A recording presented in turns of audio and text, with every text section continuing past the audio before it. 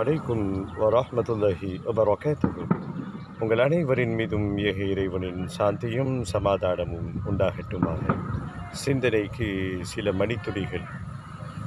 ஒரு பள்ளியில் இருக்கக்கூடிய ஒரு இமாம், படித்து பட்டம் பெற்று தகுதி வாய்ந்த ஒரு இமாம். அவர் ஒரு பள்ளிவாசலில் இமாமாக இருக்கார். அந்த பள்ளிவாசல் பார்த்திங்கன்னா பெரிய சிட்டிலாம் இல்லை, மெட்ரோ சிட்டியில் ஒரு 4வது இடத்துல இருக்கக்கூடிய அது ஒரு சுமாரான ஊர் தான். அந்த ஊரில் இமாமா இருக்கார். ஜும்மாவில் ஒரு கருத்தை பேசுகிறார். பேசின உடனே அதை தகுந்த சந்தேகம் இருந்துச்சுன்னா விளக்கம் கேட்கலாம், தப்பு இல்லை. அவரை அடக்கிற மாதிரி நீங்கள் செய்தது தவறு என்பதை போல சிலர்கள் வாக்குவாதம் செய்ய ஆரம்பித்து விட்டார்கள்.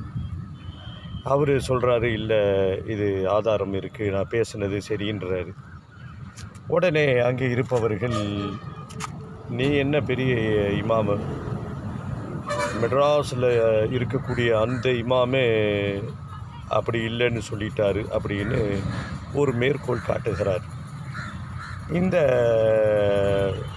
மனோநிலை நம்மிலே, குறிப்பாக இஸ்லாமிய சமூகத்திடத்தில் இருக்கக்கூடிய மண்டி இருக்கக்கூடிய ஒரு கேடுகட்ட ஒரு நோய்.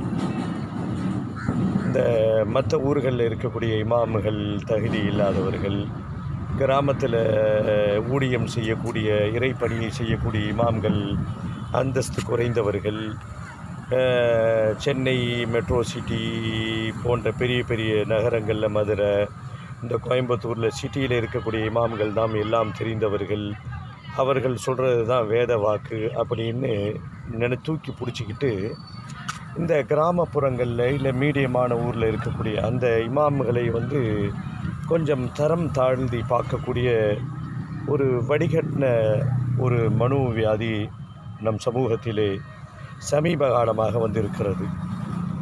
சிலர்கள் பேச்சாளர்களாக பவனி வருவார்கள்.